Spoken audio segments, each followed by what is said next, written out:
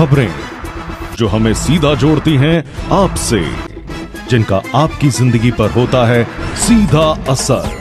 खबर का मतलब है एक भरोसा, और आपका भरोसा है हमारी जिम्मेदारी। ATL टीवी, भरोसा अलवर का। नमस्कार, ATL टीवी के सभी दर्शकों का स्वागत है। खबरों के साथ मैं हूं अर्चना जैन। बढ़ते हैं आज के हेडलाइंस के साथ।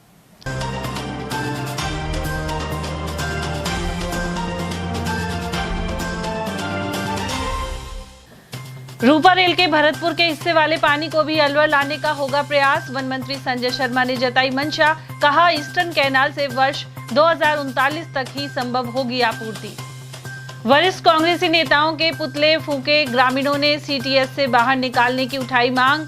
टहला क्षेत्र में प्रदर्शन कर कहा, बेवजह बाधा डाल रहे हैं जितेंद्र सिंह और टीकाराम जूली। पांडुपौल और भर्तरी बाबा मेले के लिए लगाई 80 बसें, वहीं पांडुपौल हनुमान जी मेले का हुआ विधिवत शुभारंभ। और बच्चों को लेकर कहासुनी के बाद हमला कर दंपति को किया घायल, किशनगढ़ बाढ़ क्षेत्र की है घटना। और अब खबरों को हम जानेंगे विस्तार से। रियासत काल में हुए समझौते के चलते नटनी का 12 से रूपा रेल नदी का आधा पानी भरतपुर की ओर जाता है, जबकि भरतपुर में अब चंबल का पानी भी आ चुका है। ऐसे में रूपा रेल के पूरे पानी को अलवर लाने का प्रयास किया जाएगा, यह कहना है अलवर शहर विधायक और प्रदेश मंत्री के वन मंत्री संजय शर्मा का। सोमवार को जिला अस्पताल में मीडिया कर्मियों से बातचीत में उन्होंने कहा कि नटनी का 12 से जयसमंद बांध में पूरा पानी आने के बाद काफी हद तक समाधान हो सकेगा। नहर के जीर्णोद्धार आदि को लेकर मुख्यमंत्री ने 40 करोड़ रुपए के बजट का प्रावधान भी किया था। जल्द ही वर्क ऑर्डर देकर इसका काम शुरू हो जाएगा। बहाव क्षेत्र से अतिक्रमण हटाया जा चुका है और अब नहर का जीर्णोद्धार करने की जरूरत है।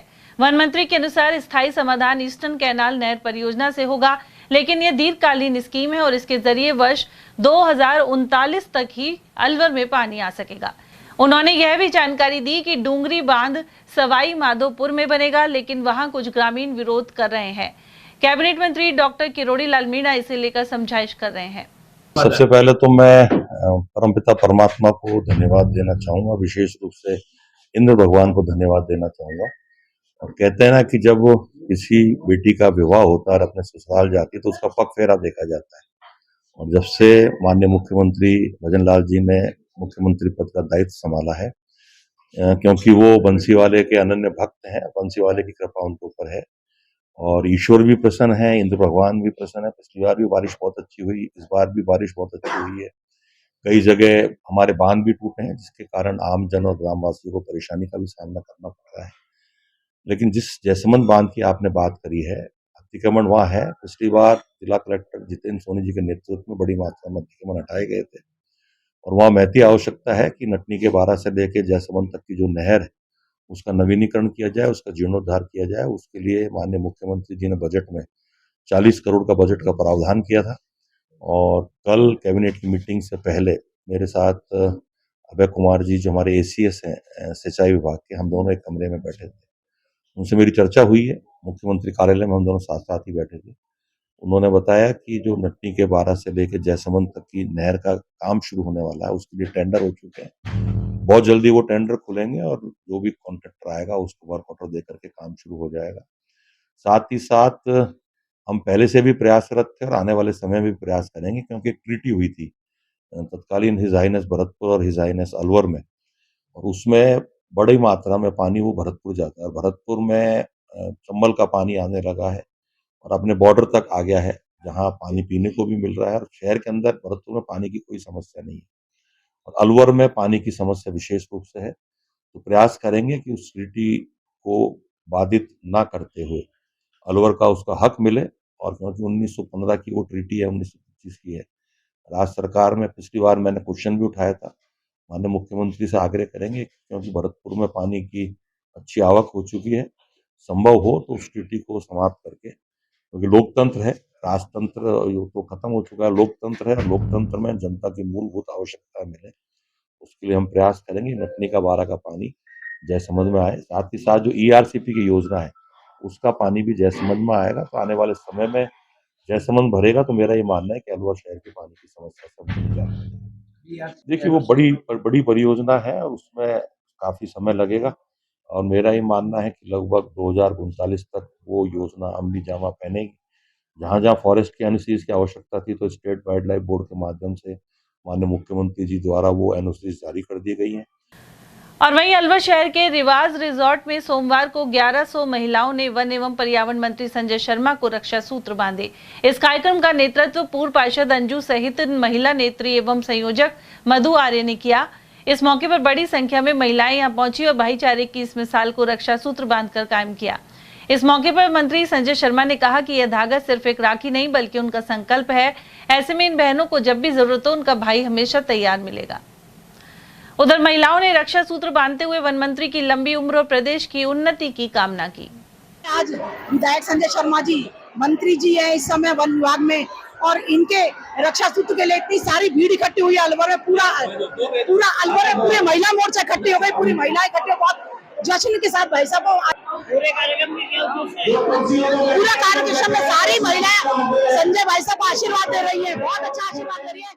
आज हमारे यशस्वी विधायक हैं और हमारे राज्य के मंत्री हैं, उन्होंने अलवर शहर में एक राखी का प्रोग्राम रखा है जिसमें सभी मंडलों से पूरे शहर से महिलाएं आई हैं स्वेच्छा से, और आप देख ही रहे हैं कि भाई साहब को राखी बांधने के लिए एक होड़ सी लगी हुई है, महिलाओं में बहुत उत्साह है। क्रिटिकल टाइगर हैबिटेट को लेकर गत दिनों नेता प्रतिपक्ष टीकाराम जूली और पूर्व केंद्रीय मंत्री जितेंद्र सिंह ने भाजपा सरकार को आड़े हाथ लिया था। टहला के धौली खान क्षेत्र में ग्रामीणों ने इस मुद्दे पर इन दोनों वरिष्ठ कांग्रेसी नेताओं का पुतला फूका, साथ ही नारेबाजी की। बस स्टैंड के समीप एकत्र ग्रामीणों में शामिल रिंकू मीणा के अनुसार भाजपा सरकार ने इस क्षेत्र को क्रिटिक्स टाइगर हैबिटेट यानी सीटीएच एरिया से बाहर निकालकर आम जन को राहत पहुंचाई थी। सीटीएच एरिया बाघ अभ्यारण्य का वह क्षेत्र है जिसे कोर या आंतरिक क्षेत्र माना जाता है। इस एरिया में मानव की कोई दखलंदाजी नहीं होती, जबकि टहला क्षेत्र आबादी वाला है और इसमें कई ग्राम पंचायत शामिल हैं, जिन्हें सीटीएच एरिया से बाहर निकाला जा रहा था। इनके क्रिटिकल टाइगर हैबिटेट में रहने से आशंका थी कि सड़क, स्कूल और कॉलेज आदि का निर्माण और अन्य सुविधाएं बंद न कर दी जाएं। इसके अलावा बाघों के लिए गांव खाली करवाने की नौबत न आ जाए। ग्रामीणों ने कहा कि सीटीएच के नए ड्राफ्ट को लागू करवाने के लिए आवाज उठाई जाएगी। आज जो आम जन के द्वारा, किसानों के द्वारा सीटीएच के विरोध में धरना प्रदर्शन किया गया और आंदोलन किया गया और आक्रोशित भीड़ ने टीकाराम जूली और भंवर जितेंद्र सिंह का पुतला दहन भी किया, क्योंकि ये वही लोग हैं जो सीटीएच का विरोध कर रहे हैं, जबकि सीटीएच को हटाकर भाजपा सरकार ने यहाँ की जनता को राहत पहुँचाई है। और सीटीएच है क्या, उसके बारे में मैं आपको बता रहा हूँ। सीटीएच वह एरिया होता है, क्रिटिकल टाइगर हैबिटेट एरिया, जहाँ पे मानव की कोई दखलंदाजी नहीं हो सकती। मानव रहित एरिया को सीटीएच एरिया बनाया जाता है, जबकि इसका विपरीत किया गया था। जब पहले यह कानून आया था उस समय हमारे क्षेत्र को बिना वजह, बिना किसी रिपोर्ट के, बिना किसी से पूछे ताछे या लोगों से विचार विमर्श किए बिना ही सीटीएच में शामिल कर दिया गया, जबकि यहाँ पे लाखों की संख्या में आबादी है, पक्के निर्माण करके लोग रहते हैं, यहाँ आदिवासी लोग भी रहते हैं। उसके बाद भी सरिस्का वालों ने इसको सीटीएच एरिया में शामिल करके रिपोर्ट आगे पेश कर दी गई, जो कि बिल्कुल गलत था, क्योंकि सीटीएच एरिया का मतलब होता है कि वहाँ पे बिल्कुल मानव रहित एरिया है, वहाँ पे कोई किसी भी तरह के मानव दखलंदाजी नहीं है। पांडुपौल और भर्तरी के मेले अलवर के प्रमुख लक्खी मेले हैं। इनकी व्यवस्थाओं को लेकर तैयारियां की गई है। इसी क्रम में रोडवेज प्रशासन ने 25 से 27 अगस्त तक भरने वाले पांडुपौल मेले के लिए मत्स्य नगर प्लेटफॉर्म पर कंट्रोल रूम शुरू कर दिया। यह प्लेटफॉर्म 30 अगस्त को भरने वाले भर्तरी बाबा के मेले के लिए भी काम करेगा। पांडुपौल के लिए बसें रवाना होनी शुरू हो गई हैं। प्रबंधक संचालक सुनील कुमार ने बताया कि पांडुपौल के लिए अलवर और सरिस्का गेट से उमरी का तिराहा तक बस चल रही है। पांडुपौल का मेला 27 अगस्त तक चलेगा और 24 घंटे बस मुहैया रहेंगी। इसके बाद 29 से 31 अगस्त तक भर्तरी बाबा के मेले के लिए भी बसें लगाई गई हैं। ये 25, 26, 27 का तो पांडुपौल का मेला है, 29 से 31 तक भर्तरी जी का मेला है। तो इसमें हमने टोटल 80 बसें लगा रखी है। 80 बसों का आज से पांडुपौल हनुमान जी का मेला है, जिसमें सुबह से हम लगातार बस ऐसा देख रहे हैं। पांडुपौल मेले के लिए टोटल अभी तो 60 बसें संचालित कर रहे हैं, धीरे धीरे यात्री के हिसाब से भेज रहे हैं, तो यात्री बाहर आ रहा है उसको भेजा जा रहे हैं। कब तक रहेगा ये कंट्रोल? ये पांडुपौल जी का रहेगा 27 तक, 27। उसके बाद भर्तरी जी का चालू हो जाएगा, वो 31 तक। 24 घंटे, हाँ 24 घंटे लगातार 24 घंटे यहाँ ड्यूटी लगाई हुई है, मेला संगम भी बना रखा है। और वहीं सरिस्का के जंगल में स्थित महाभारत कालीन पांडुपल हनुमान जी के मेले का सोमवार को विधिवत शुभारंभ हो गया। मेला मजिस्ट्रेट एवं थानागाजी एसडीएम पिंकी गुर्जर ने फीता काट कर और हनुमान जी महाराज की पूजा अर्चना कर शुरुआत की। इस मौके पर डीएसपी महावीर सिंह, मालाखेड़ा थाना प्रभारी हितेश शर्मा के अलावा मुकेश बनवारी और महंत बाबूलाल शर्मा, चेतन शर्मा, मुरारी लाल शर्मा, ललित मोहन और गोविंद जोशी आदि मौजूद रहे। यह मंगलवार को भरमेला आयोजित होगा। प्रशासन ने झरने और जलाशयों के पास बैरिकेड्स लगाकर पानी से दूर रहने की अपील भी की है। इसके अलावा पुलिसकर्मी तैनात किए गए हैं। यहाँ मेले के मद्देनज़र और बाहर से जो श्रद्धालु लोग आएंगे उनके लिए ये जो पोल को जाने वाला जो रास्ता है जो बिल्कुल बंद कर दिया है। रास्ता जर्जर है और कोई भी अप्रिय घटना घट सकती है, इसलिए यहाँ से आवागमन बंद कर रखा है श्रद्धालुओं के लिए। उधर मेला मजिस्ट्रेट पिंकी गुर्जर के अनुसार साउंड और डीजे पर रोक रहेगी। इसके अलावा जंगल में नहीं जाने और मधुमक्खियों एवं पानी वाले स्थानों से दूर रहने को लेकर अपील की गई है। जरूरत होने पर ड्रोन कैमरे से भी निगरानी रखी जाएगी।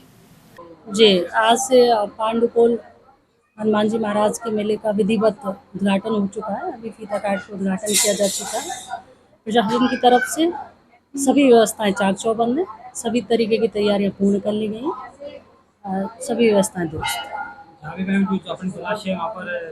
हाँ, वहाँ पे लगा दिया गया है जाब्ता भी, बैरिकेटिंग भी जगह जगह करवाई गई है। जो भी ऐसे स्पॉट हैं उन पे सुरक्षा व्यवस्था कर।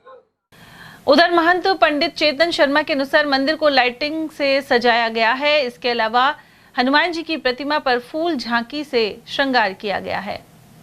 और मेले का आगाज आज हो चुका है। 25 से और 27 का मेला रहेगा। 3 दिवसीय मेला है और मेले का उद्घाटन भी हो चुका है और अब मेले की पूरी प्रक्रिया हमारी जारी है। तो मंदिर को अपन भव्य आकर्षक बनाया है। रात को इसकी हाँ, पूरी रात इसमें फूल डोल हुआ था। पूरी रात श्रृंगार हुआ था। अब फूल झांकी पूरी कंप्लीट हो चुकी है हमारी और मंदिर सजकर तैयार हो चुका है। तो रात को जागरण भी होगा? हाँ, रात्रि में जागरण होगा और भंडारे का प्रसाद होगा, भंडारा भी वितरण होगा। तो कल भरमेला है, घर में जोत देखी जाएगी। बिल्कुल। क्या प्रोग्राम है? कल का प्रोग्राम रहेगा कि जो मूर्ति है उसको सजाया जाएगा दोबारा से और जो भक्तगण जो देखते हैं वो कल ही देखी जाएगी। हाँ जी। तो अपने साल में 2 बार मेले लगते हैं, ये छोटा बड़ा? हाँ, वो छोटा मेला होता है, ये बड़ा मेला होता है। नाश्ते का प्रोग्राम चल रहा है। मेले का आगाज़ शुरू हो गया है। मेला ओपन हो गया है आज से और 3 दिवसीय ये मेला रहेगा। सोमवार, मंगलवार, बुधवार। ये मेला कमेटी मंदिर की तरफ से लगाया जा रहा है। नाश्ता भंडारा, ये सारा जितना भी नाश्ता भंडारा जो भी चल रहा है ये देसी घी का है और महंत जी की तरफ से चल रहा है। क्या नाम आपका? मेरा नाम जितेंद्र कुमार सैनी। वहीं रोडवेज प्रतिनिधि के अनुसार टहला एवं सरिस्का सदर गेट से बसें लगातार चल रही हैं। पांडुपोल मेले के लिए उमरी तिराए पर स्टैंड बनाया गया है और इससे आगे दर्शनार्थी पैदल जाएंगे। पांडुपोल मेले का आज से आगाज हो गया है। आज से पांडुपोल मेले का जो 3 दिवसीय पांडुपोल मेला बनने वाला है उसका आज उद्घाटन होने वाला है। हम दिखाए तो यहाँ सरिस्का जो गेट है, सदर गेट है, यहाँ पर जो रोडवेज बसें है यहाँ से चालू हो जाएगी और सुबह से यहाँ बसें चालू हो गई है और जो भी यात्री आ रहे हैं, दर्शनार्थी आ रहे हैं, उनको यहीं पर रोका जा रहा है। चाहे 2 पहिया वाहन चालक हो, चाहे 4 पहिया वाहन चालक हो, उनको आगे स्टैंड बनाकर उनको वहाँ रोक दिया। फिर रोडवेज बस से यहाँ से आगे जाएंगे, करीब 10 किलोमीटर आगे यहाँ से जाएंगे। और अगर हम टैला गेट की बात करें तो टैला गेट पर भी रोडवेज बसें चालू कर दी है। यहाँ करीब 88 बसें लगाई गई है और यहाँ से जो दर्शनार्थी आएंगे वो यहाँ से बसों द्वारा जाएंगे आगे। फिर जो पांडुपोल हनुमान जी मंदिर है उससे पहले उमरी का तिराया है, वहाँ पर बस स्टॉप बनाया गया है। उससे करीब 2.5 से 3 किलोमीटर जो दर्शनार्थी आएंगे, श्रद्धालु आएंगे, वो पैदल जाएंगे और हनुमान जी महाराज के दर्शन करेंगे। आज से जो पांडुपोल मेला है, हनुमान जी का मेला है, उसका आगाज हो गया है। पांडुपोल हनुमान जी मंदिर से आगे बूढ़े हनुमान जी के समीप हम दिखाए थे, बैरिकेड्स लगा दिए, जाल लगा दिए गए, क्योंकि आगे जो पोल है बताया जाता है कि गदाधरी भीम ने आगे पोल किया था तब पैर हट गए थे।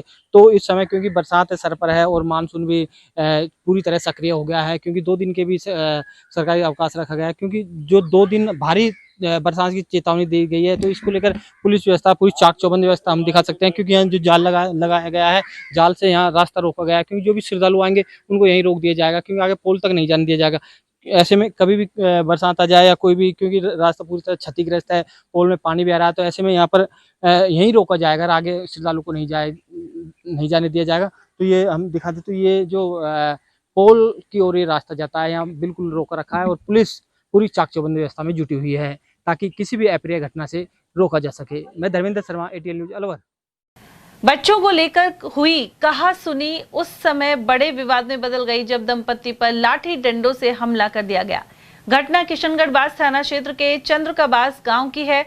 जानकारी के अनुसार अली मोहम्मद के बालक को एक पड़ोसी बच्चे ने पीट दिया था। जब उसकी मां फरमीना शिकायत करने पहुंची तो उस पर लाठी डंडों से हमला कर दिया गया। शोर सुनकर पहुंचे अली मोहम्मद को भी जमकर पीटा गया। घायल पति पत्नी को जिला अस्पताल लाया गया है। वहीं पीड़ित पक्ष ने किशनगढ़ थाने में शिकायत पेश की है। चौंडा होता चंद्रकाबास का। क्या घटना हुई है? ये बच्चों पे झगड़ा हुआ है। हाँ, बच्चों पे झगड़ा हुआ है। जब हमारा बच्चा पीटो है, वो फिर रोतो रोतो अपना घर गए मम्मी के पास। मम्मी वहाँ गई है उसके साथ।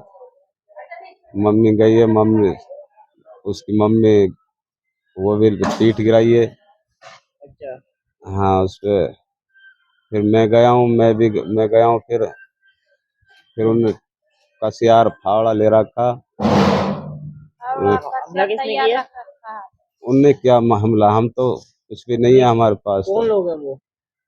वो एक तो साबिर है, एक उसका दो लड़का उसका, एक उसकी वाइफ है। और वहीं अलवर के लादिया निवासी एक टैक्स एडवोकेट की सड़क दुर्घटना की वजह से जान चली गई। मृतक हेमंत भारद्वाज की उम्र 48 साल थी। हाल ही में 21 अगस्त को दिल्ली मुंबई एक्सप्रेसवे पर उनका एक्सीडेंट हुआ था। जिला अस्पताल में इलाज के दौरान रविवार देर शाम हेमंत ने दम तोड़ दिया। नौगावा पुलिस ने पोस्टमार्टम के बाद शव परिजनों को सौंप दिया है। वो तो दिल्ली मुंबई एक्सप्रेसवे पे घटना है। घटना का तो पूरा ज्ञात नहीं है, कहाँ कैसे एक्सीडेंट हुआ, क्या हुआ। कहाँ से जा रही थी? कहाँ से जा रही थी? ये कुछ अभी ज्ञात नहीं है। हमारे तो एम्बुलेंस लेके आई है 108। बस अब कोई सूचना मिली हाईवे पे एक्सीडेंट हुआ है, 108 एम्बुलेंस यहाँ लेके आई। राष्ट्रीय नेत्रदान पखवाड़े की शुरुआत अलवर के सामान्य चिकित्सालय से हुई। इस दौरान 8 सितंबर तक विभिन्न कार्यक्रम होंगे। इस मौके पर वन एवं पर्यावरण मंत्री संजय शर्मा ने अस्पताल परिसर में पूजन किया और नेत्रदान जागरूकता रैली को हरी झंडी दिखाई। साथ ही पौधा लगाया गया। वन मंत्री ने कहा कि नेत्रदान के जरिए एक व्यक्ति मृत्यु के बाद भी किसी अन्य के जीवन में रोशनी ला सकता है। इस अभियान से उम्मीद है कि ज्यादा से ज्यादा लोग नेत्रदान की प्रतिज्ञा लेंगे। देखिए, आज राष्ट्रीय स्तर पर नेत्रदान पखवाड़ा मनाया जा रहा है और आज मुझे सौभाग्य मिला इस कार्यक्रम में शामिल होने का, जो हमारा सामान्य चिकित्सालय अलवर शहर में स्थित है। 25 अगस्त से लेके 8 सितंबर तक ये कार्यक्रम रहेगा और विशेष रूप से नेत्रदान के प्रति जागरूकता लाना, अवेयरनेस लाना, क्योंकि अब भी बहुत सारे लोग ऐसे हैं जो झिझकते हैं। और मेरा ये मानना है कि आपके द्वारा किया हुआ नेत्रदान से किसी ऐसे व्यक्ति को नेत्र जो आपके लगेंगे उसको रोशनी मिल सकती है, जो उस रोशनी से महरूम है और ईश्वर ने या किसी कारणवश उसको रोशनी की आवश्यकता थी। तो एक बहुत अच्छा कार्यक्रम आज सामान्य चिकित्सालय अलवर में आयोजित किया गया है। पहले भगवान श्री धन्वंतरी जी की पूजा करी और अभी जो हमारे नर्सिंग कॉलेजेस के बच्चे हैं या नर्सिंग स्टाफ है, वो बहुत बड़ी रैली के रूप में निकले हैं आम जन को अवेयरनेस लाने के लिए। एक अनूठा और एक अच्छा प्रयास है और ये कार्यक्रम राष्ट्रीय स्तर पर किया जा रहा है और अलवर शहर के इस कार्यक्रम में शामिल होने का मुझे सौभाग्य था। अलवर कोतवाली पुलिस ने रोड नंबर 2 स्थित दुकान में चोरी के आरोप में एक आरोपी को गिरफ्तार कर न्यायालय में पेश किया। एएसआई इलियास के अनुसार परिवादी ब्रजलाल गोयल ने रिपोर्ट दर्ज करवाई थी। इसके बाद सीसीटीवी कैमरे की फुटेज के आधार पर बेलाका निवासी सचिन को पकड़ लिया गया। चोरी में शामिल अन्य लोगों की तलाश की जा रही है। ये दिनांक 15-16 अगस्त 2025 की रात्रि को मुलजिमान द्वारा एक रोड नंबर 2 गोयल इलेक्ट्रिक्स है, उसके अंदर छत पर चढ़कर छत के रास्ते से और दुकान के अंदर घुसकर चोरी की थी, जिसमें से रुपया और कुछ सामान चोरी किए है रुपयों की। और उसमें एक मुलजिम को गिरफ्तार कर लिया है, अन्य मुलजिम का तलाश जारी है। गिरफ्तार किया है उस मुलजिम का नाम है सचिन जाटव है, सन ऑफ श्री भरतलाल जाटव, निवासी बेलाकी, थाना वैशाली नगर का है, रहने वाला है। अलवर कॉलेज ऑफ नर्सिंग के विद्यार्थियों ने जिला कलेक्टर को ज्ञापन सौंपा है। बीएससी नर्सिंग वर्ष 2020-21 के छात्र छात्रा इस दौरान मौजूद रहे। उनका कहना है कि कॉलेज प्रशासन ने इंडियन नर्सिंग काउंसिल से अनुमोदन प्राप्त होने का झूठा आश्वासन दिया था, लेकिन वास्तविकता सामने आने के बाद उनका भविष्य अधर में लटक गया है। इस बैच को तुरंत इंडियन नर्सिंग काउंसिल से अनुमोदन दिलवाने की मांग उठाई गई है। इसके अलावा कॉलेज प्रशासन पर सख्त कार्रवाई को लेकर भी छात्र रजत जैन, अश्विनी शर्मा और खुशवंत सिंह ने जोर दिया। सूचित करना चाहते हैं कि हमारा अलवर कॉलेज ऑफ नर्सिंग जो कि सोलंकी के अंडर में आता है, वो हमारा बैच बीएससी नर्सिंग के स्टूडेंट है। हमारा बैच 2020-21 में एडमिशन हुआ था और 25 में हमको कंप्लीट हो गया। 20-21 के बैच को आईएनसी से मान्यता प्राप्त नहीं थी कॉलेज में, जो कि हमारे साथ एक तरीके से छल हुआ है। कॉलेज वालों की कमी भी रही है, XYZ जो भी कमी है कॉलेज वालों की कमी है। यदि भविष्य में हम सेंट्रल गवर्नमेंट में अदर स्टेट में नौकरी करना चाहते हैं तो हमको वहां पर DV चेक होगा, जब डॉक्यूमेंट वेरिफिकेशन, तो हमको वहां से बर्खास्त कर दिया जाएगा। इससे हमारा भविष्य अंधकार में है और हमको आगे का रास्ता एकदम बिल्कुल भविष्य का कोई डिसाइड नहीं कर पा रहे हम क्या कर पाए। उस टाइम कॉलेज INC से अप्रूव था, ये कॉलेज वालों ने कहा उनके पोर्टफोलियो में भी ये चीज़ें हैं। इस बेस के ऊपर मैंने कॉलेज में एडमिशन लिया। एडमिशन लेने के बाद में 4 साल कंप्लीट हो गई है। अब मुझे पता चला है कि मेरा जो बैच है वो INC से अप्रूव्ड नहीं है और मुझे अब जो सेंटर की नौकरियां हैं उसके अंदर INC से अप्रूव्ड मेरा डॉक्यूमेंट चाहिए। वो डॉक्यूमेंट में मांगते हैं। वो ये नहीं है कि हर एक जॉब मांग रही है, हर एक वैकेंसियाँ मांग रही हैं, पर्टिकुलर हैं जो मांगते हैं। लेकिन वो INC में मैं बाहर जाऊँ, अपने सेंटर में काम करूँ, स्टेट में काम करूँ, मुझे अब वो समस्याएं आएंगी। जहाँ से मैंने ये चीज़ें पता की हैं, जिनसे पूछा है, ये कह रहे हैं कि भाई आपके पास INC का अप्रूव जो है वो होना ज़रूरी है। इस बेस पे मैं आज कॉलेज में आया हूँ। कॉलेज पे हम सभी ने ज्ञापन दिया है कॉलेज वालों से। ये मांग सर ये है कि जब हमने एडमिशन लिया था अलवर कॉलेज ऑफ नर्सिंग में 2020-21 के बैच में, तब इन्होंने हमको जो प्रोस्पेक्टस दिए, जो दिलासा दिया, वो ये दिया कि हमारा जो बैच है वो भी INC से रिकॉग्नाइज्ड है।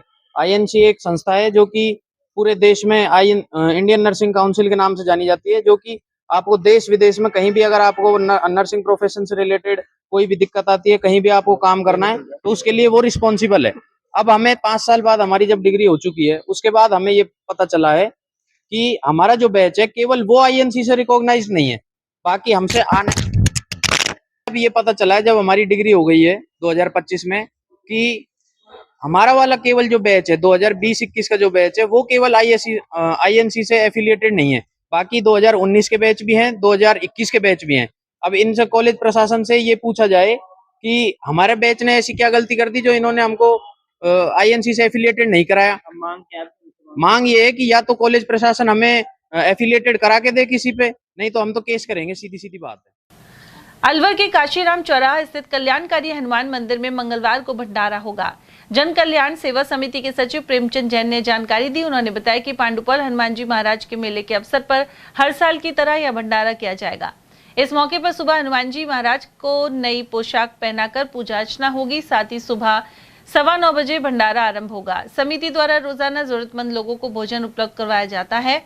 हाल ही में पहाड़गंज मिडिल स्कूल में बच्चों को स्टेशनरी भी वितरित की गई थी। साथ ही इस स्कूल में निर्माण कराया गया था।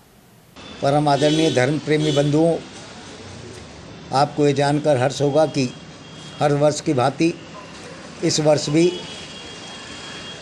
पांडुपौल हनुमान जी महाराज के वार्षिक उत्सव के इस पावन अवसर पर श्री श्री 1008 कल्याणकारी हनुमान जी महाराज स्वर्ग रोड अलवर की असीम कृपा से स्वर्ग रोड मंदिर पर विशाल भंडारे का आयोजन बड़ी धूमधाम के साथ यहाँ पर किया जाएगा। बंधुओं, इस पावन अवसर पर कल दिनांक 26/8/2025 वार मंगलवार को प्रातःकाल हनुमान जी महाराज का अभिषेक, तत्पश्चात भव्य श्रृंगार एवं ध्वजा चढ़ाई जाएगी। इसके पश्चात ठीक 9:15 बजे हनुमान जी महाराज को दाल बाटी चूरमा का भोग लगाया जाएगा एवं भक्तों को प्रसाद वितरित किया जाएगा। V4U संस्थान ने नयाबास स्थित महात्मा गांधी सीनियर स्कूल में हर घर नशा मुक्ति अभियान के तहत कार्यक्रम किया। इस दौरान विद्यार्थियों को नशे के दुष्परिणामों की जानकारी दी गई। कार्यक्रम में SMS मेडिकल कॉलेज के ENT विभाग अध्यक्ष डॉक्टर पवन सिंह ने वीडियो संदेश दिया। उन्होंने कहा कि गुटखा खाने के कारण मुंह का कैंसर हो जाता है, वहीं जीवन में किसी भी तरह का नशा न करें। जिला अस्पताल से डॉक्टर प्रवीण शर्मा, विशन कालरा, संस्थान के अध्यक्ष नागेंद्र सिंह सहित अन्य वक्ताओं ने इस दिशा में अपने विचार रखे।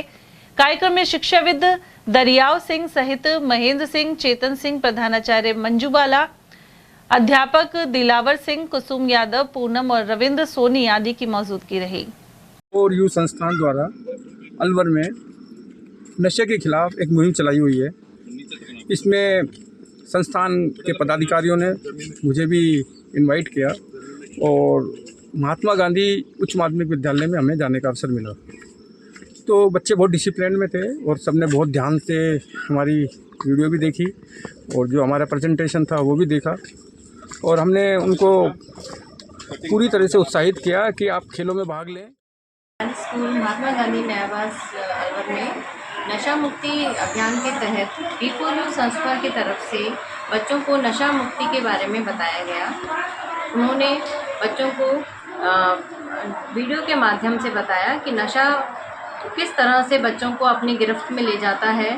अगर उनको मतलब हमें शुरू से ही बच्चों को गाइड करना चाहिए कि वो नशे से दूर रहें ताकि भविष्य में उनको किसी भी तरह की कोई परेशानी ना हो, क्योंकि आजकल देखा गया है छोटे छोटे बच्चे ही नशे की गिरफ्त में जा रहे हैं। आजकल नए नए तरह का नशा चल गया है, आजकल काफ़ी देखा गया है। तो इसके बारे में उन्होंने बच्चों को बताया, वीडियोस के माध्यम से उन्होंने दिखाया कि नशे की वजह से हमें क्या क्या नुकसान हो सकता है। किशनकुंड विकास समिति ने हिमांशु शर्मा की अध्यक्षता में सोमवार को बैठक की। समिति अध्यक्ष शर्मा ने किशनकुंड क्षेत्र सहित अन्य मंदिरों में बिजली के तार बदलने की मांग उठाई। साथ ही कहा कि करणी माता मंदिर क्षेत्र का रोड खराब होने के कारण श्रद्धालुओं के आने पर रोक लगाई गई है। वहीं किशनकुंड से होते हुए धौली छतरी कच्चे रास्ते पर चक्रधारी बाबा का गेट भी वन विभाग ने बंद किया हुआ है, जबकि पांडुपोल मेला होने के कारण श्रद्धालु चक्रधारी और तोप वाले हनुमान जी के दर्शन भी करने आते हैं, जिन्हें परेशानी हो रही है। ऐसे में यह गेट खोले जाएं और करणी माता मंदिर का रोड निर्माण हो, साथ ही किशनकुंड पर लाइट सहित नए तार लगवाए जाएं। अलवर शहर के सबसे निकटतम किशनकुंड पर जो है इस समय स्थिति इतनी बिगड़ी हुई है साथियों कि जो है पैदल रास्ता वो भी गेट बंद है, सेकंड गेट वहाँ पर बंद है और जो यात्री जाते थे मोटरसाइकिल से या कार से वो उधर भी सड़क टूटी हुई है, उधर से भी रास्ता बंद है। कुल मिलाकर के इस समय जो चक्रधारी हनुमान जी, महादेव जी और धौली माता का मंदिर पड़ता है वहाँ पर पूजा नहीं हो पा रही है। कारण यही है कि दोनों रास्ते बंद हैं। तो प्रशासन से हाथ जोड़कर अपील करती है किशनकुंड विकास समिति की दोनों रास्ते खोले जाएं और लाइट की उचित व्यवस्था की जाए।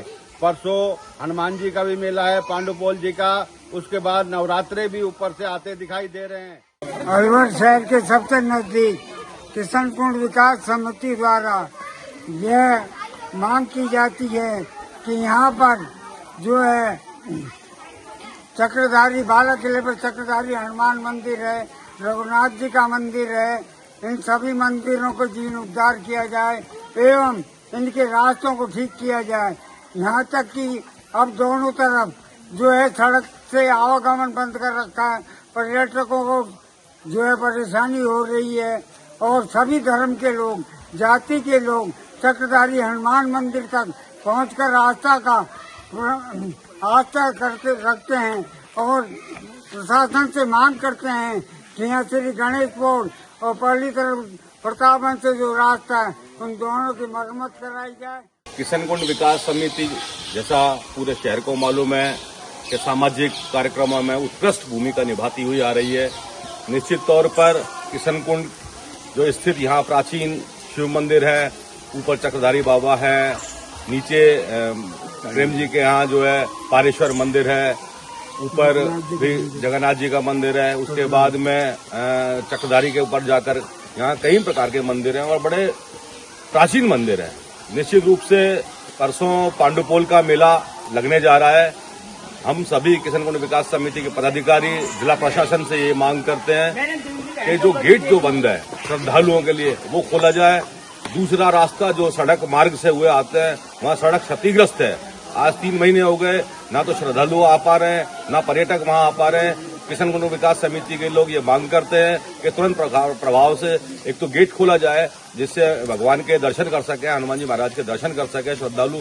और आने वाले समय में नवरात्र का समय है, बारिश का समय है, यहाँ कुछ लाइटें खराब हुई है, कुछ क्या मैं समझता हूँ सारी लाइटें यहाँ खराब हुई है और तार भी यहाँ बदलने की स्थिति में है। तो मैं जिला प्रशासन से, नगर परिषद के प्रशासन से ये मांग करता हूँ कि शीघ्र से शीघ्र लाइटों को दुरुस्त कराया जाए और जो खराब जो डोरियां लगी हुई हैं उनको भी यहाँ बदला जाए।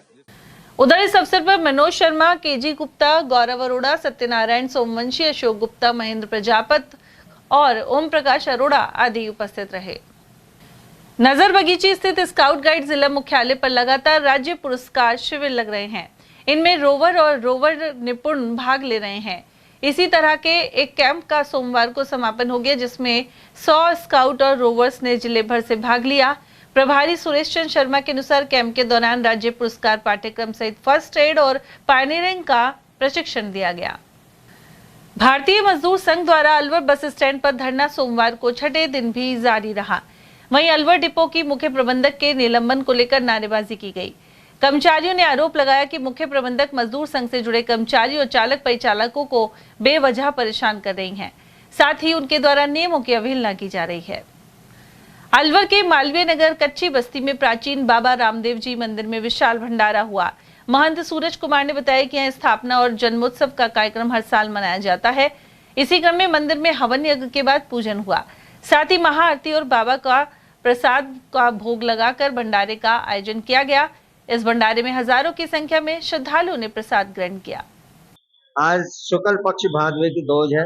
इस दोज के उपलक्ष्य में आज से ये 12वां विशाल भंडारा है।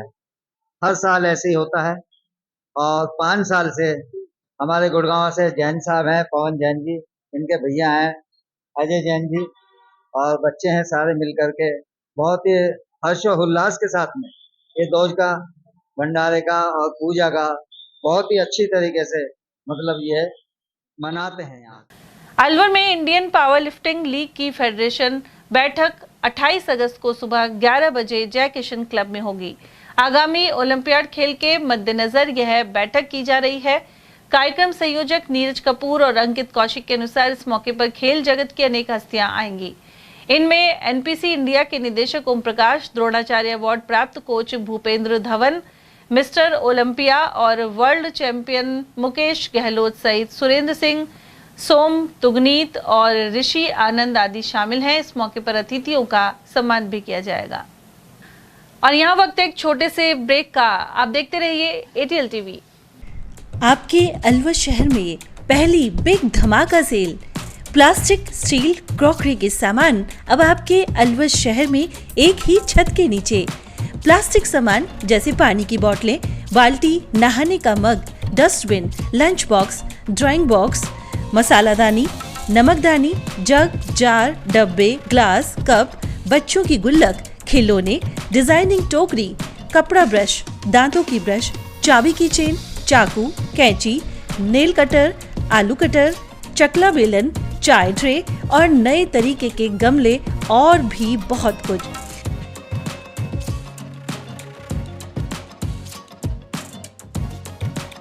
स्टील के सामान भी जैसे स्टील चम्मच, ग्लास, कप, जग, थाली, परात, चलना, पूरी जारा और नॉन स्टिक आदि प्रकार के स्टील आइटम। यह सेल कुछ ही समय के लिए है। समय है प्रातः 9 बजे से रात्रि 9:30 बजे तक। पता नोट करें, पुरुषार्थी धर्मशाला, विवेकानंद चौक, Ashoka talkies, Alwar.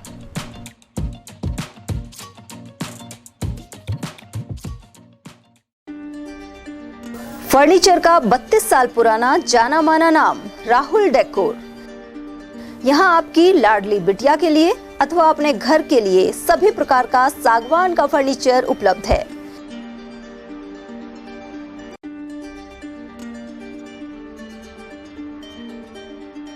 Double bed, dressing table, sofa set सागवान एवं कपड़े वाले तथा सेंटर टेबल, भट्टी कलर, स्टील अलमारी, ब्रांडेड एवं सॉफ्टी फोम के गद्दे आपकी नाप तोल से बनाए जाते हैं।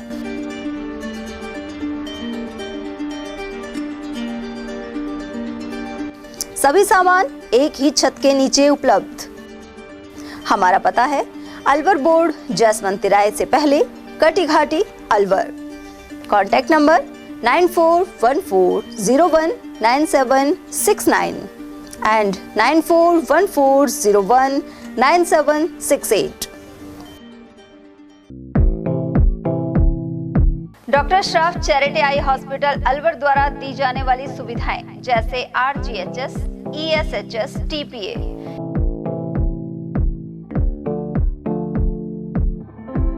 इसके अलावा registration, OPD service, OT ward, store एवं अलवर जिले में first time low vision clinic की सुविधा दी जा रही है। लो विजन एड क्लिनिक जो दिव्यांग बच्चों जिनकी निगाह बहुत सारे इलाज के बाद भी कम रह जाती है, उस ऐसे मरीजों के लिए या ऐसे बच्चों के लिए जो बेस्ट पॉसिबल जो डिवाइसेस होते हैं वो हमारे पास अवेलेबल है, जिससे हम ऐसे बच्चों का मदद कर सकते हैं। ऑप्थेल्मोलॉजी डॉक्टर द्वारा चिन्हित मरीज लो विजन क्लिनिक की सुविधा उठा सकता है। हमारे यहाँ विभिन्न प्रकार की जांचें जैसे OCT, RFNL, VFA, V scan, YAG laser, A scan की सुविधा उपलब्ध है। हमारा पता है doctor Shroff charity eye hospital, Subhash Nagar, NEB road, Alwar, Rajasthan. Contact number 014423705559।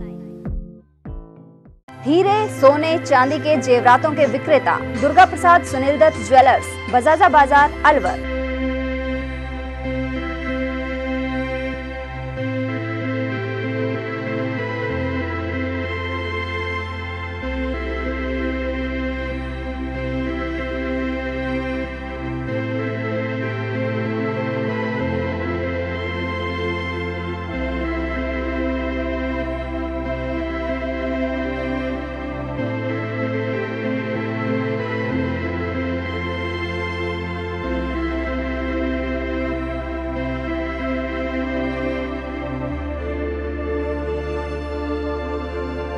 हीरे, सोने, चांदी के जेवरातों के विक्रेता दुर्गा प्रसाद सुनील दत्त ज्वेलर्स, बजाजा बाजार, अलवर।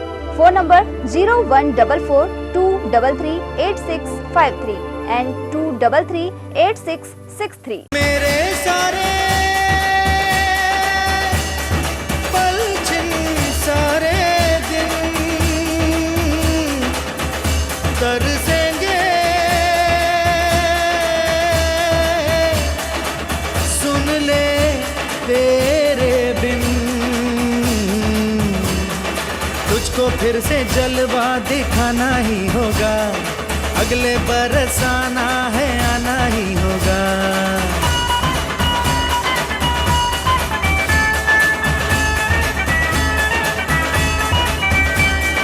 तुझको फिर से जलवा दिखाना ही होगा, अगले बरस आना है, आना ही होगा। देखेंगी तेरी राहें प्यासी प्यासी निगाहें, तो मान ले तू मान भी ले कहना मेरा, लौट के तुझको आना है, सुन ले कहता दीवाना है। जब तेरा दर्शन पाएंगे चैन तब हमको पाना है। मोरिया मोरिया मोरिया रे पप्पा, मोरिया मोरिया मोरिया रे, मोरिया मोरिया मोरिया रे पप्पा, मोरिया मोरिया मोरिया रे।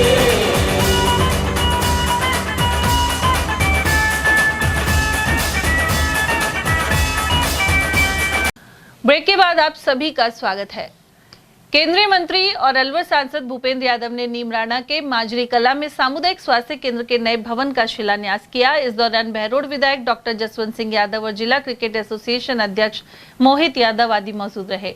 इस मौके पर केंद्रीय मंत्री ने कहा कि दूर दराज के इलाकों में बुनियादी स्वास्थ्य सेवा को लेकर सरकार प्रयासरत है। वहीं प्रदेश में मुख्यमंत्री भजनलाल शर्मा के नेतृत्व में सरकार हर क्षेत्र में बेहतर काम कर रही है। उधर विधायक डॉक्टर जसवंत यादव ने भी सरकारी योजनाओं की जानकारी दी। साथ ही कहा कि बहरोड क्षेत्र में विकास की नई इबारत लिखी जा रही है। उधर ग्रामीणों ने स्वास्थ्य केंद्र के लिए सरकार का आभार जताया है। थानागाजी क्षेत्र के ग्राम दुहार चौहान में रास्ते पर अतिक्रमण की समस्या है। इसके चलते मनरेगा के तहत स्वीकृत ग्रेवल सड़क का निर्माण भी नहीं हो पा रहा। ऐसे में ग्रामीणों ने जन सुनवाई में प्रशासनिक अधिकारियों से गुहार लगाई है। उन्होंने कहा कि प्रशासन द्वारा मई 2023 में रास्ते को खुलवा भी दिया गया था, लेकिन अतिक्रमियों ने फिर से रास्ते पर कब्जा कर लिया। हालत यह है कि लोगों का अब आना जाना भी मुश्किल हो गया है। ये हमारा रास्ता ईंट भट्टा दुहार चौहान के पास में जो कैलाश बोरा माता दीन इन लोगों ने ये रास्ता को पूरा अतिक्रमण कर कर इसको अवरुद्ध कर रखा है, जबकि प्रशासन द्वारा 6/5/2023 में पूरा प्रशासन मिलकर इस रास्ते को खुलवाया गया है, जो दोबारा से वापस अतिक्रमण हो गया। और 3 बार नरेगा के तहत इस रास्ते का रास्ता सैंक्शन भी हुआ, जो आज तक ये नहीं बन पाया। जो अभी 3-4 रोज पहले हमारी ताई जी एक्सपायर हुई, वो निकलने का भी रास्ता नहीं है। जो हम प्रशासन से गुजारिश करेंगे कि हमारा रास्ता को जल्दी से जल्दी खुलवा के और इस समस्या का समाधान कराएं। अलवर कृषि मंडी में 3 दिन की हड़ताल के बाद सोमवार को कारोबार शुरू हो गया। व्यापारी सुरेश जलालपुरिया के अनुसार यूजर्स टैक्स को लेकर हड़ताल की जा रही थी। उधर बारिश की वजह से सोमवार को सिर्फ 2000 बोरी सरसों ही मंडी पहुंची। इसके अलावा गेहूं और चने की आवक भी घट गई है। उन्होंने कहा कि इस बार बारिश अच्छी होने के कारण किसानों द्वारा गेहूं और सरसों की व्यापक बुआई की जाएगी। 3 दिन बाद मंडी खुली है। सरसों के, गेहूं के, जो अन्य किसान फसल लेकर आए, कितनी आवक है, क्या भाव है, क्या कहना चाहिए? अलवर कृषि उपज मंडी में आज सरसों की आवक बारिश के मौसम को देखते हुए कम है, फिर भी 2 से 2.5 हज़ार कट्टे सरसों की आवक है। और वर्तमान की जो बारिश है सोयाबीन की आगामी होने वाली बुआई पर असर डालेगी। इससे किसानों में उत्साह है। और आज सरसों के बाजार 50 रुपये नरम है, कमज़ोर है। इसी प्रकार चने में आवक बहुत कम है, लेकिन चने में भी अच्छी बुआई होने की उम्मीद है, इसलिए आज चने में 50 से 100 रुपये का बनता है। और वहीं प्रदेश में 3 दिन की हड़ताल के बाद अलवर सहित सभी मंडियों में कारोबार तो शुरू हो गया, लेकिन यूजर्स टैक्स को लेकर व्यापारी अभी भी रणनीति बना रहे हैं। केडलगंज व्यापार संचालन समिति अध्यक्ष सत्य विजय गुप्ता के अनुसार मंगलवार को मुख्यमंत्री के साथ वार्ता की संभावना है। उन्होंने कहा कि यूजर टैक्स वापस लिया जाना चाहिए। वहीं खाद्य पदार्थ व्यापार संघ के प्रदेश अध्यक्ष सुरेश जलालपुरिया ने बताया कि किसानों की समस्या को देखते हुए फिलहाल कृषि मंडी की हड़ताल खत्म कर दी गई है। मुख्यमंत्री से वार्ता में समाधान नहीं हुआ तो बड़ा आंदोलन हो सकता है। उन्होंने कहा कि यूजर्स टैक्स व्यापारियों के हित में नहीं है। इसके अलावा अधिक टैक्स का बोझ किसानों पर ही पड़ेगा। पिछले 3 दिनों से मंडियां बंद थी, सांकेतिक हड़ताल थी, अब मंडियां खुली हैं, क्या कहना चाहेंगे? मंडियां यथावत रूप से चालू कर दी गई है। और कल जयपुर मीटिंग का आयोजन किया गया, मुख्यमंत्री जी से मीटिंग का टाइम लिया हुआ है राजस्थान खाद्य पदार्थ संघ ने, तो देखो कल क्या निर्णय आता है। यानी मंगलवार को मिलेंगे? हाँ, मंगलवार को उन्होंने टाइम दिया है मुख्यमंत्री साहब ने। आपकी प्रमुख मांगे क्या क्या है? हमारी अभी कुछ ज़्यादा मांगे नहीं है। जो इन्होंने जो टैक्स लगाया है यूजर चार्ज, उसको हटाने का ही मांगे है, बाकी और कोई मांग नहीं है। सर, मंडी से विकास संबंधित और कोई मांग जो अभी आप सीएम से मिलेंगे तो? बाकी चलती रहती हैं, बाकी एक्स्ट्रा कोई मांगे अभी न मांग रहे हैं, न कोई ऐसी हमारी कोई मांग नहीं है। हम तो ये चाहते हैं जो हमारे व्यापारियों के ऊपर जो यूजर चार्ज लगाया है वो हटा दिया जाए। सर, कितने लोग आपके प्रतिनिधिमंडल में सीएम से मिलेंगे? करीब 5 से 7 आदमी, उनको टाइम दिया कल शाम को। तो सर, शहर विधायक और वन मंत्री साथ रहेंगे या अकेले सीधे व्यापारी? अब ये नहीं कह सकते कि साथ रहे या नहीं रहे, उनका टाइमिंग पता नहीं, लेकिन मुख्यमंत्री से मिलेंगे, उनके साथ हो सकता है शहर विधायक भी हो, क्योंकि तो उन्होंने भी हमको टाइमिंग दिवाने की पूरा प्रयास किया। सर, पिछले दिनों से हड़ताल थी, आप संघ के प्रदेश अध्यक्ष हैं, पहले तो हड़ताल समाप्त होगी, आपने मंडियाँ खोली है, मंडियों में दुकान खोली है, तो क्या कहना चाहेंगे? राज्य सरकार द्वारा 50 पैसा पक्के माल पर यूजर चार्ज लगाया गया। हमारा राजस्थान खाद्य पदार्थ संघ का ये कहना था कि आप जो हमारा बाई प्रोडक्ट है, आप सरसों पर आप जब मंडी टैक्स आपने ले लिया तो आप खल और तेल पर क्यों लगाना चाहते? दाल पे आपने चने पे ले लिया तो दाल पे ना लगाएं, बेसन पे ना लगाएं। गेहूँ पे ले लिया तो आप आटा, मैदा, सूजी ना लगाएं। बाई प्रोडक्ट जितने भी आप हैं उन्हें उन पर यूजर चार्ज ना लगाए। अन्य कोई उत्पाद हमारी मंडियों में बिकता है उस पर आप यूजर चार्ज लगाएं। इस बात को लेकर हमारी राजस्थान खाद्य पदार्थ व्यापार संघ की 3 दिवसीय समर्थन में हमने हड़ताल की थी। क्योंकि वर्तमान में सारे राजस्थान में बारिश का विशेष मौसम है, ऐसे समय पर किसान का जो माल आवक है, किसान परेशान हो रहा था, इसलिए हमने इसे अभी स्थगित किया है। अब सर आपने स्थगित कर दिया है, तब आगामी क्या रणनीति है, क्या किस तरह से सरकार से वार्ता होगी? हमने सरकार से हमारे माननीय अलवर के चूंकि लाडले विधायक और राज्य के वन मंत्री हमारे भजन लाल जी से, इन्होंने पूर्व में भी हमारे कई समाधान मंडियों के कराए, हम इनसे मिले, इन्होंने भी ये स्वीकार किया कि बाई प्रोडक्ट, चूँकि एक तरफ तो राजस्थान सरकार ये कहती है कि आप कृषि आधारित उद्योग लगाएं, आपको सब्सिडी देंगे, अन्य सुविधाएं देंगे। राजस्थान के ऐसे समय पर आप बाई प्रोडक्ट जो हमारे मंडी में मिल वाले बैठे हैं वो अपना तेल और खल बेच रहे हैं तो कोई गुनाह नहीं कर रहे, उस पर इन्होंने यूजर टैक्स लगा दिया। वर्तमान में हमने फिर इसको किसानों की परेशानी को देखते हुए हड़ताल आज से खोली है। कांग्रेस के प्रदेश महासचिव अशोक कुमार सैनी के अनुसार भाजपा नेताओं द्वारा चुनाव के दौरान किए गए वायदे जुमले साबित हो रहे हैं। चुनाव के दौरान मुख्यमंत्री भजनलाल शर्मा सहित केंद्रीय मंत्री भूपेंद्र यादव ने अलवर को संभाग बनाने और एनसीआर क्षेत्र से बाहर करने की बात कही थी, लेकिन ऐसा नहीं किया गया। इसके अलावा चंबल का पानी नहीं आया और पूर्वी राजस्थान नहर परियोजना में भी प्रगति नहीं हो रही। साथ ही कई नई फैक्ट्री नहीं लगाई गई है, जिससे युवाओं को रोजगार नहीं मिल पा रहा। उन्होंने कहा कि इसलिए जनता को आगामी पंचायत और नगर निगम चुनाव में भाजपा को सबक सिखाना चाहिए। सर, एनसीआर में अलवर शामिल है, जिसके कारण अलवर के लोगों को काफ़ी नुकसान उठाना पड़ता है। प्रदूषण दिल्ली में फैलता है, यहाँ इंडस्ट्री बंद हो जाती है, 20 साल या 15 साल बाद गाड़ियाँ बंद कर देते हैं, डीजल पेट्रोल महंगा खरीदना पड़ रहा है, एनसीआर का टैक्स देना पड़ रहा है। तो ये हालात हैं। केंद्रीय मंत्री भूपेंद्र सिंह यादव ने जो कहा था कि एनसीआर से बाहर करेंगे, संभाग बनाएंगे, अन्य भी वायदे किए थे, लेकिन अभी एक भी पूरा नहीं हुआ है। क्या कहना चाहिए? मैं आपके चैनल के माध्यम से यही बताना चाहूँगा कि भूपेंद्र जी हो, चाहे मोदी जी हो, चाहे शाह जी हो, बीजेपी का बड़ा नेता चुनाव में बड़े बड़े वादा करते थे। इनको ये पता नहीं कि दोबारा जीतने के बाद में पब्लिक का दोबारा सामना भी करना पड़ेगा। तो इन्होंने चुनाव के टाइम में तो बहुत से वादे किए, और ऐसे वादे पब्लिक की जो आवश्यकता है, अलवर की आवश्यकता है, अलवर की पब्लिक को आज एनसीआर में ले रखा है अलवर जिले को, और पब्लिक को कोई परेशान नहीं है, लेकिन उसकी सुविधा तो दें। एनसीआर की कोई हमको सुविधा नहीं मिल रही है अलवर जिले को, तो पब्लिक की डिमांड है कि अगर हमको सुविधा नहीं मिल रही तो इसको एनसीआर से बाहर किया जाए। तो ये भूपेंद्र जी जब चुनाव लड़ने आए थे, इससे पब्लिक ने मांग करी थी। कुछ मांगे ऐसी थी जो इन्होंने हाँ भी भरी थी कि मैं चुनाव जीतने के बाद में, हमारी सरकार बनने के बाद में ये सारे वादे पूरे करूँगा, जिसमें सबसे पहला तो एनसीआर से था, अलवर को एनसीआर से बाहर किया जाएगा।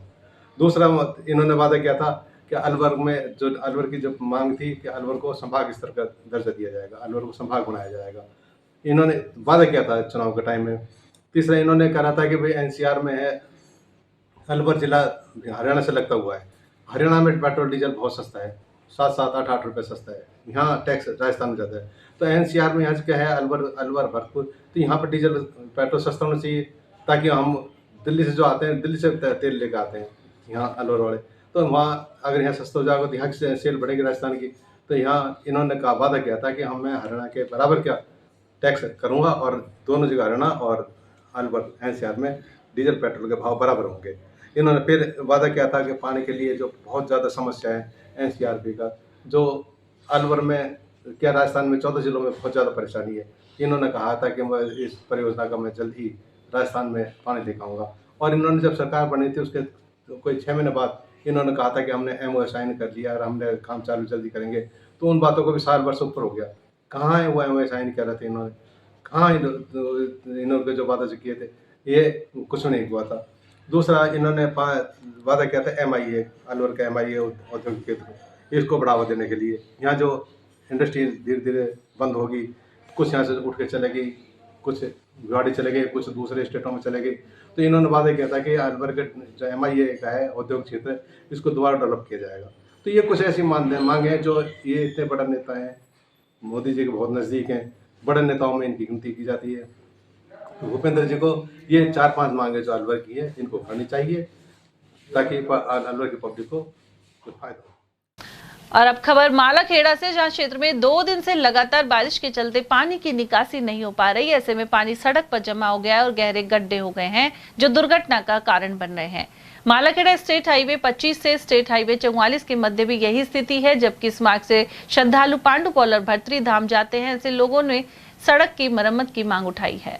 स्थिति हुई पड़ी है, यहाँ पर कोई नेता प्रशासनिक अधिकारी नहीं आता है। मेरी आप सबसे यह अपील है कि इस खबर को ज़्यादा से ज़्यादा वायरल कीजिए, जिससे कि हमारे गांव के नेता, बाहर के नेता इसकी सुध ले सके। राजनीतिज्ञ जो लोग हैं हमारे ग्रामीण क्षेत्र के और ऊपर जो बैठे हुए हैं उनसे मेरा निवेदन, ये जो स्टेट हाईवे है जो मालाखेड़ा मेन स्टेट हाईवे से भर्तरी रोड को जोड़ता है, ये पूरा जैसा आप वीडियोग्राफी कर सकते हैं पूरे में गड्ढे हो रखे हैं। और अभी ये जो भादवा महीना चल रहा है, इस भादवे महीने में भर्तरी महाराज का लक्की मेला बढ़ता है, जिसमें सारी जनता चल सकती है। पूरे रास्ता खराब हो रखा है, गड्ढे कोचरे पानी भरा हुआ है, किसी को निकलने की सही तरह की सही कोई व्यवस्था नहीं है। जबकि मैं देख पा रहा हूँ कि आता है तो एक ही रात के अंदर ये सड़कें दुरुस्त हो जाती है। और अब सरकार इस जो मेले का एक बड़े अवसर पे आयोजन हो रहा है, उस अवसर पे ये पर गड्ढे कोचरे हो रखे हैं, जनता गिर रखी है। जैसे आज का देख लो, एक यात्री को बचाने के चक्कर में मैं खुद गिरा हुआ। अब मैं चाहता हूँ, प्रशासन से मेरा निवेदन है, सरकार से मेरा निवेदन है कि इस जो ये स्टेट हाईवे की काउंटिंग में ये रोड आता है, इसको सही तरीके से या तो बनाए या इसका दुरुस्तीकरण करे। उधर इंद्रदेव की मेहरबानी के चलते अलवर ग्रामीण क्षेत्र के पहाड़ी इलाकों में बारिश जारी है। साथ ही जयसमंद बांध में पानी आना शुरू हो गया है। इससे किसानों में भी खुशी व्याप्त है। कई दिन के ब्रेक के बाद भादों के महीने में बादल बरस रहे हैं। आगामी दिनों में जयसमंद में अधिक पानी आया तो करीब 100 गांवों में जल स्तर बढ़ेगा और साथ ही फसलों को भी फायदा होगा। मालाखेड़ा में मनीषा हत्याकांड को लेकर मुख्य स्टैंड से गांधी चौक तक मशाल जुलूस निकाला गया। इसके अलावा कैंडल जलाई गई। इस मौके पर अनेक गांवों के युवा, गौरक्षा दल, लखदाता मित्र मंडल और छात्र प्रतिनिधि आदि शामिल हुए। उन्होंने हरियाणा में हुए हत्याकांड को लेकर इंसाफ की मांग उठाई है। जमालपुर ग्राम सेवा सहकारी समिति के संचालक मंडल की बैठक महेंद्र सिंह की अध्यक्षता में की गई। इस दौरान किसानों को समय पर इफ्को डीएपी उर्वरक दिलवाने के लिए सहकारिता विभाग और प्रशासन को पत्र लिखने का निर्णय हुआ। वक्ताओं ने कहा कि 1 माह से समिति को डीएपी खाद आवंटित नहीं हुई है, जबकि सरसों और लाल प्याज के लिए यह बेहद जरूरी है। वहीं सदस्य एडवोकेट जनक सिंह चौधरी के अनुसार डीएपी आवंटित करवाने के लिए प्रस्ताव लिया गया है। बैठक में प्रसादी लाल गुर्जर, मदन लाल बैरवा, रामहेतिया बैरवा, मली चौधरी, व्यवस्थापक लक्ष्मी नारायण और हरीश चंद्र शर्मा आदि मौजूद रहे। जीएसएस दी जमालपुर ग्राम सेवा सहकारी समिति जमालपुर के बोर्ड के डायरेक्टर, अध्यक्ष सहित हमारे सभी लोग उपस्थित हुए हैं। उसमें एक ही मांग है कि तो डीएपी की मांग समय पर हो, जिससे किसान काश्तकारों की समस्या का हल निकले। सिंह चौधरी को नियुक्त करने के हमने आम राय ली। पांडुपौल हनुमान जी महाराज के मेले में मालाखेड़ा क्षेत्र से भी बड़ी संख्या में श्रद्धालु पहुंच रहे हैं। यहां मालाखेड़ा श्याम गंगा मार्ग पर पैदल जा रहे श्रद्धालुओं की आवाजाही नजर आई। साथ ही सिल्लीबेरी गेट होकर भी स्थानीय श्रद्धालु भजन सत्संग करते हुए रवाना हुए। अनेक स्थानों पर प्याऊ और भंडारे को लेकर भी तैयारी की जा रही है। तिजारा के सूरजमुखी धाम में पौधरोपण किया गया। भाजपा नेता और समाज सेवी जितेंद्र सैनी के जन्मदिन को इसके जरिए सार्थक बनाया गया। साथ ही गायों को गुड़ चारा खिलाया गया। सैनी ने कहा कि पर्यावरण शुद्ध रखने के लिए सभी को ज्यादा से ज्यादा पौधे लगाने चाहिए। इस मौके पर रोहिताश सैनी, सचिन, नव्या सैनी, महावीर और सानित सैनी आदि मौजूद रहे। अलवर में श्याम बाबा का तृतीय श्याम वंदना आनंद उत्सव 10 नवंबर को होगा। यह कार्यक्रम बुद्ध विहार स्थित कांजी हाउस के सामने किया जाएगा। आयोजक कर्ता विनय लता और प्रदीप सोनी ने यह जानकारी दी। उन्होंने बताया कि इसी क्रम में 27 अगस्त को होप सर्कस के समीप स्थित भगवान गणेश मंदिर में आमंत्रण दिया जाएगा। वहीं जागरण में अनेक स्थानों के गायक कलाकार भजन प्रस्तुत करेंगे। साथ ही मंच संचालन नवीन अग्रवाल द्वारा किया जाएगा। तृतीय श्याम वंदना महोत्सव गौशाला बुद्ध विहार के सामने 185 बुद्ध विहार पे होने जा रहा है, जिसके लिए हम गणेश जी को न्योता देने के लिए 27 अगस्त को सुबह 8:15 बजे गणेश चतुर्थी का शुभ मुहूर्त पे सभी शाम प्रेमियों के साथ जाके गणेश जी को निमंत्रण देंगे, जिससे वो हमारे कीर्तन में पधारे और कीर्तन को सफल बनाए। यही सभी शाम प्रेमियों से हाथ जोड़कर अपील है कि सब गणेश जी नोतने के लिए अधिक से अधिक संख्या में होप सर्कस के पास वाले गणेश जी मंदिर में पधारे। वन एवं पर्यावरण मंत्री संजय शर्मा कोटपुतली के दौरे पर रहे। उन्होंने कोटपुतली, बहरोड कलेक्ट्रेट सभागार में समीक्षा बैठक ली। इसके अलावा प्रतिभाओं का सम्मान किया।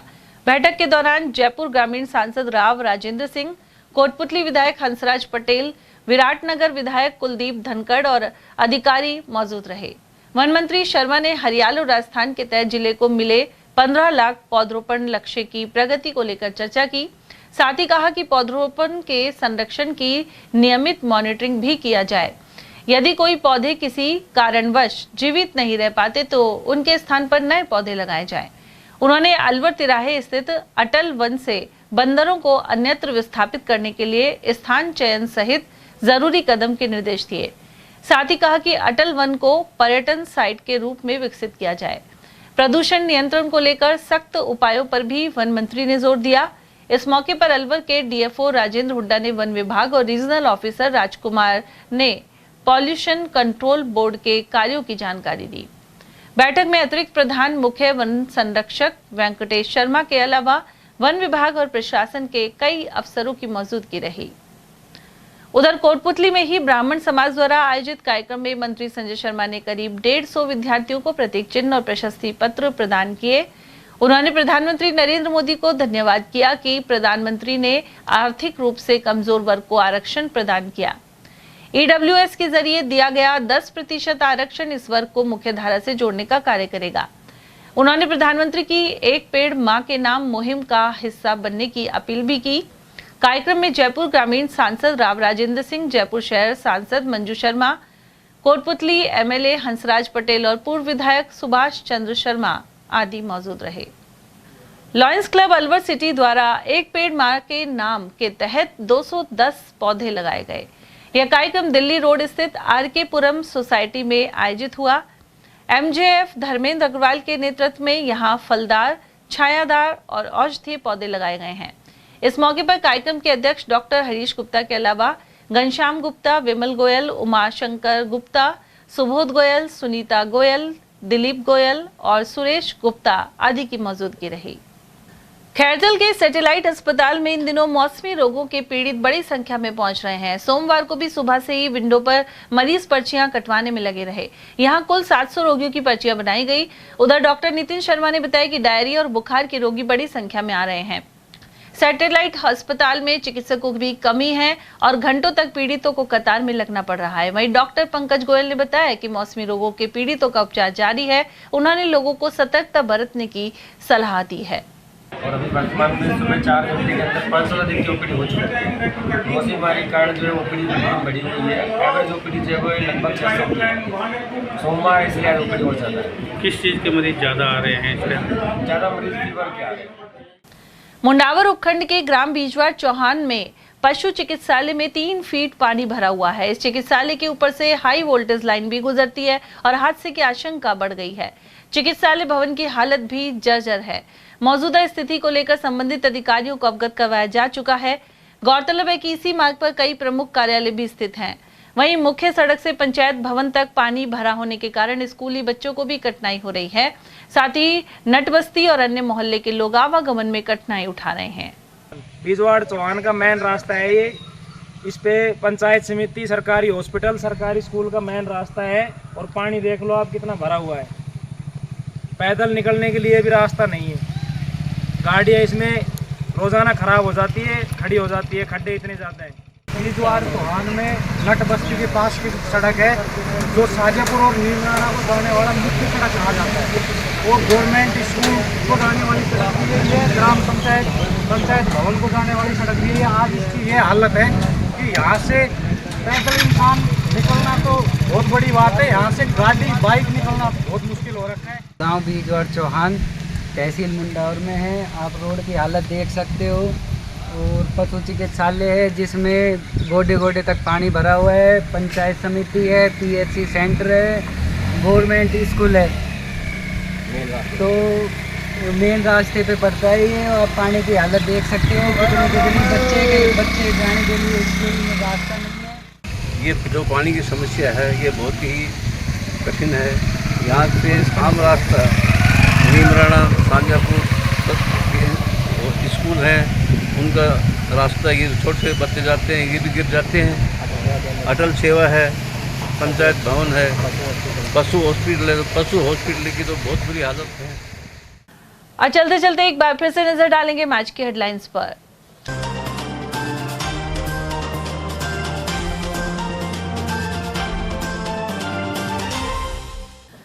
रूपा रेल के भरतपुर के हिस्से वाले पानी को भी अलवर लाने का होगा प्रयास। वन मंत्री संजय शर्मा ने जताई मंशा, कहा ईस्टर्न कैनाल से वर्ष 2039 तक ही संभव होगी आपूर्ति। वरिष्ठ कांग्रेसी नेताओं के पुतले फूके, ग्रामीणों ने सीटीएस से बाहर निकालने की उठाई मांग। टहला क्षेत्र में प्रदर्शन कर कहा, बेवजह बाधा डाल रहे हैं जितेंद्र सिंह और टीकाराम जूली।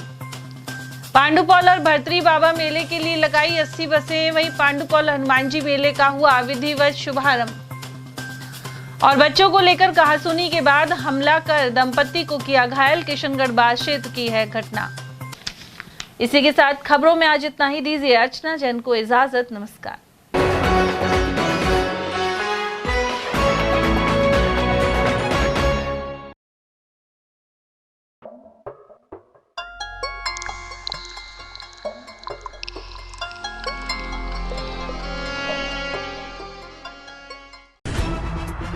खबरें जो हमें सीधा जोड़ती हैं आपसे, जिनका आपकी जिंदगी पर होता है सीधा असर। खबर का मतलब है एक भरोसा, और आपका भरोसा है हमारी जिम्मेदारी। ATL TV, भरोसा अलवर का।